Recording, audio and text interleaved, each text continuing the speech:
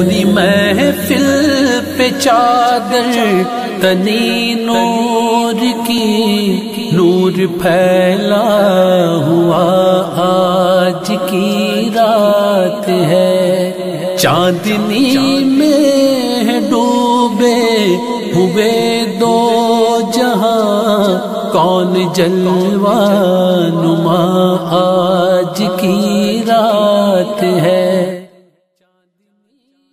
السلام علیکم ورحمۃ اللہ وبرکاتہ۔ جی ناظرین، آپ دیکھ رہے ہیں ADN نیوز، میں ہوں آپ کا میزبان قاری عمر وقاص۔ جیسا کہ ناظرین آپ جانتے ہیں کہ کرونا وائرس نے پوری دنیا کو اپنی لپیٹ میں لے رکھا ہے۔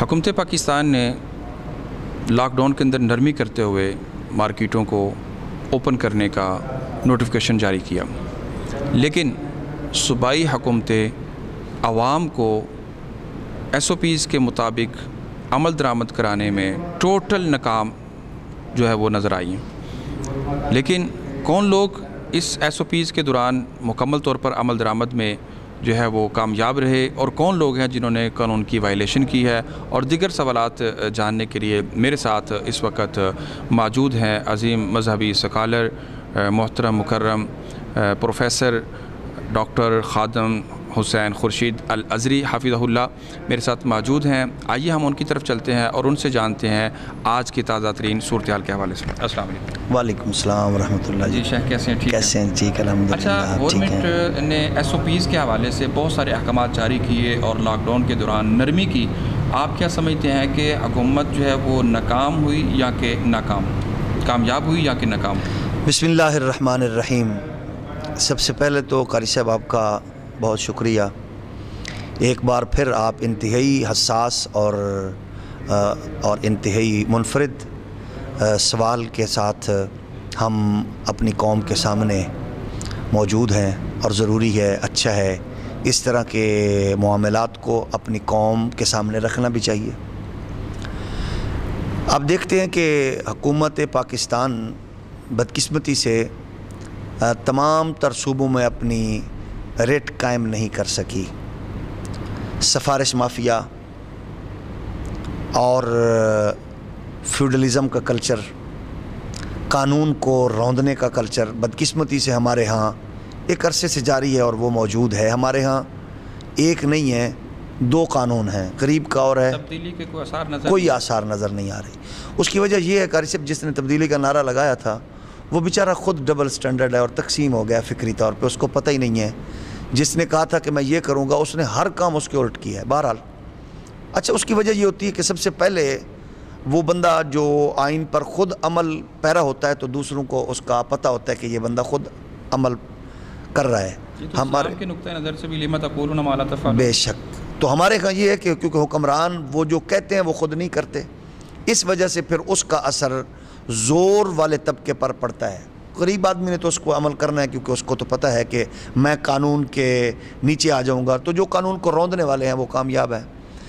اس میں آپ دیکھیں کہ ہماری پوری پاکستانی قوم نے دیکھا کہ جتنے بھی لبرلز طبقات کی طرف سے سوال اٹھائے گئے تھے کہ ایسا ہوگا ویسا ہوگا، انہوں نے دیکھ لیا کہ الحمدللہ ویسا نہیں ہے جیسا وہ چاہتے تھے۔ تو بدقسمتی سے صوبوں نے وفاق کے معاملات کو سامنے رکھ کے اس پر عمل درآمد نہیں کروایا۔ پتہ نہیں اس کے اندر کیا وجوہات تھیں، عالمی اداروں کو کس انداز سے وہ مطمئن کر رہے تھے اور قوم کو کیا دکھا رہے تھے۔ تو میری رائے یہ ہے کہ حکومت پاکستان خود کیونکہ گلٹی ہے، فیڈرل گورنمنٹ، وفاقی حکومت، اس کے وزراء جن کے نت نئے نئے بیانات اور جن کا بیچاروں کی علمی جو صلاحیت ہے وہ کھل کے سامنے آتی ہے، تو اس وجہ سے وہ مکمل طور پر لاک ڈاؤن کرانے میں اس قدر پس و پیش کا شکار تھے، اور بیچارے ان کو سمجھ نہیں آ رہی کہ وہ کیا کریں۔ کبھی کچھ حکم کرتے ہیں، کبھی کچھ کہتے ہیں، میں لاک ڈاؤن کی طرف جا رہا ہوں، ہم کر سکتے ہیں، ہم نہیں کر رہے، میں غریب قوم کا کیا کروں، نہیں کریں گے، میں غریب قوم کا کیا کروں، لوگ مر رہے ہیں ان کا کیا کروں، باہر والوں کی انسٹرکشنز کیا ہیں اس کا کیا کروں۔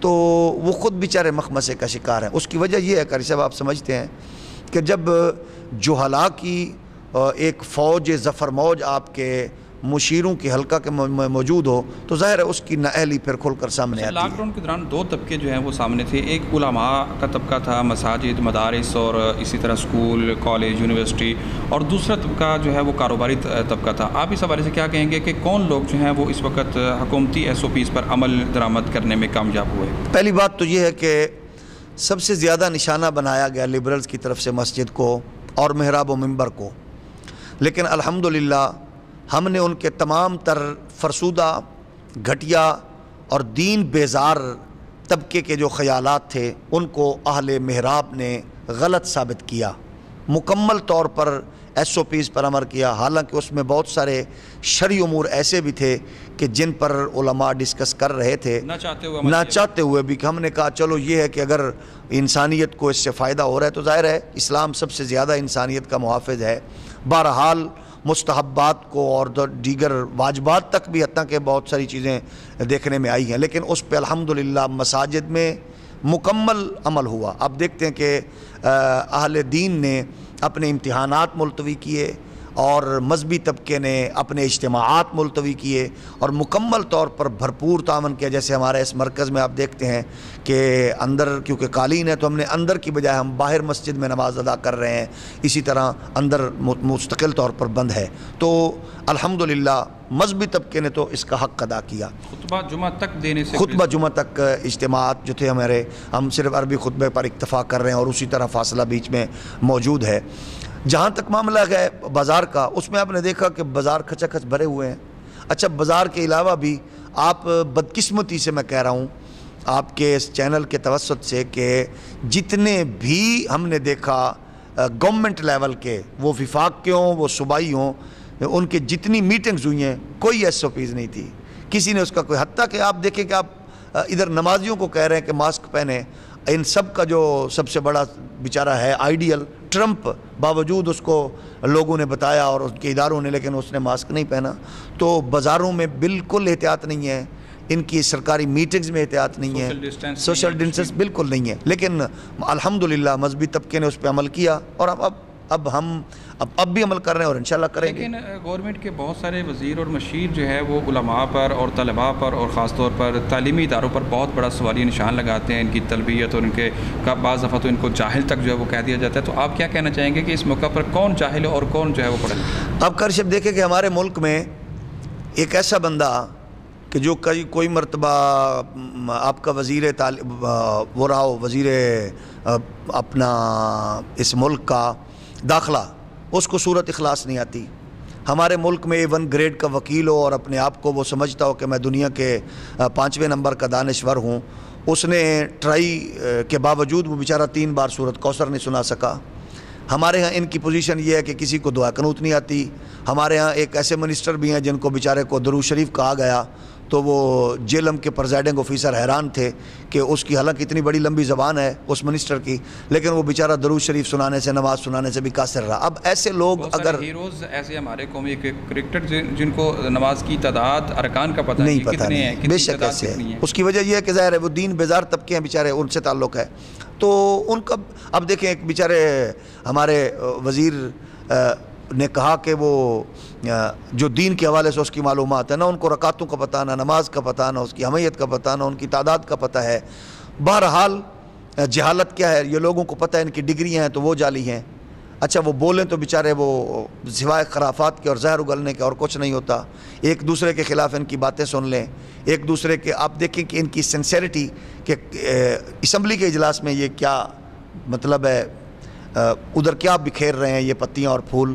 تو اس طرح کے جو معاملات ہیں وہ دنیا جانتی ہے، لیکن ان کا ٹارگٹ دینی طبقہ ہے، وہ اس پہ لگے ہوئے ہیں بیچارے اپنے۔ آج کا دن بہت اہمیت کا حامل ہے تاریخ اسلام کے حوالے سے کہ آج کے دن شیر خدا حضرت علی رضی اللہ تعالی عنہ کی جو ہے وہ شہادت جو ہے وہ ہوئی ہے، لیکن آج چونکہ لاک ڈاؤن کی وجہ سے جو ہے تمام مجالس پر تمام جو ہے وہ پابندی ہے اجتماعات اور نمازوں کے حوالے سے، تو آپ کیا سمجھتے ہیں کہ آج بہت سارے شہروں میں کراچی، راولپنڈی، لاہور اور دیگر میں جو ہے یہ عام جو ہے وہ سیکورٹی کی موجودگی کے اندر جو ہے جلوس بھی نکالے گئے، بعض معاملات میں جو ہے وہ آمنا سامنا بھی ہو اداروں کا، تو آپ کیا سمجھتے ہیں یہ دو رنگی، یہ دو پالیسی، ایک ریاست میں دوسری ریاست دو قانون؟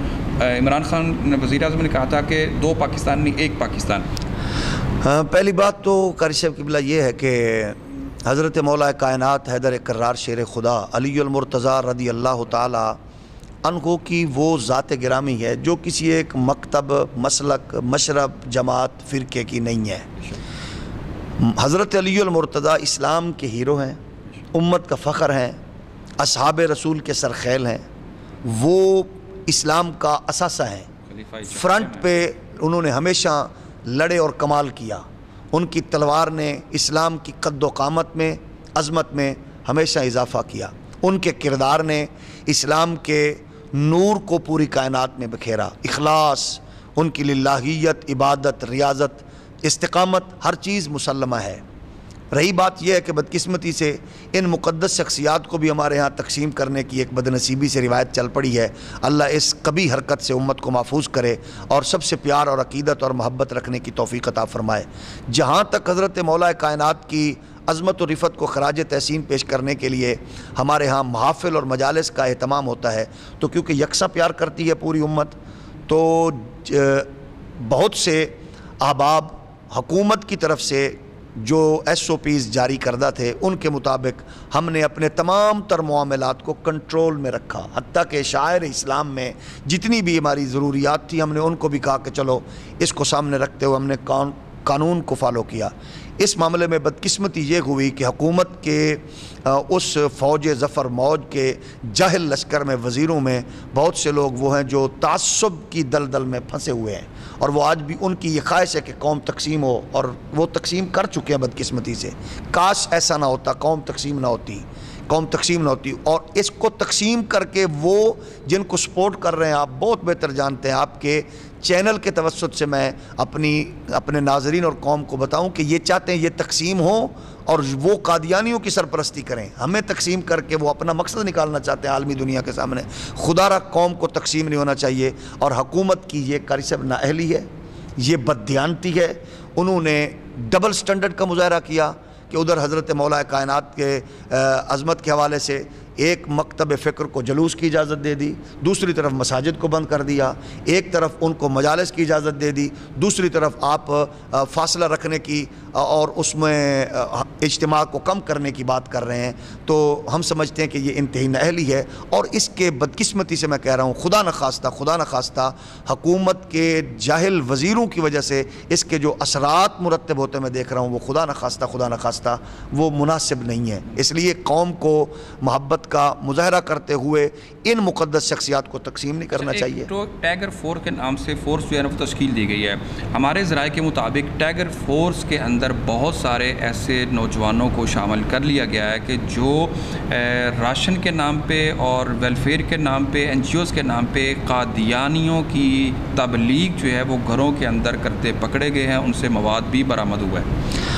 پہلی بات تو اس میں یہ ہے کہ جو اس کا نام ٹائیگر فورس ہے یہ بھی انتہائی میں سمجھتا ہوں کہ نامناسب ہے اسلامی۔ ہاں جی، اس کی وجہ یہ ٹائیگر تو ہوتا ہے چیرنے پھاڑنے والا، اس کا یہ میں کہوں گا کہ یہ ان کے مشیروں اور حاکم وقت کی بیچارے کی اس کی علمی صلاحیت کا پتہ دے رہا ہے کہ اس کے کتے کا نام بھی ٹائیگر ہے، اور یہ جو اس نے فورس بنائی ہے اور جو گلیوں میں راشن بانٹ رہے ہیں یہ ان کا نام بھی اس کے کتے کی نام پہ رکھا ہوا ہے۔ یہ جس طرح کہ آپ کو دونوں کو پتہ ہے، سب کو پی ٹی آئی کے جو احباب ہیں وہ جانتے ہیں، تو یہ ٹائیگر کی بجائے خدمت فورس ہو سکتی، کوئی بھی اور نام ہوتا، لیکن یہ یقیناً ایسا ہے کہ سننے میں اور دیکھنے میں آ رہا ہے کہ اس کے پردے میں وہ ایک خاص مشن لے کر نکلیں۔ لیکن ہمیں امید واسق ہے، محراب و منبر کی آواز اور اہل دین کی آواز کمزور تو ہو سکتی ہے، مر نہیں سکتی، یہ اپنے انجام کی طرف بڑھیں گے، اور جس نے بھی قادیانیت کے حوالے سے نرمی رکھی،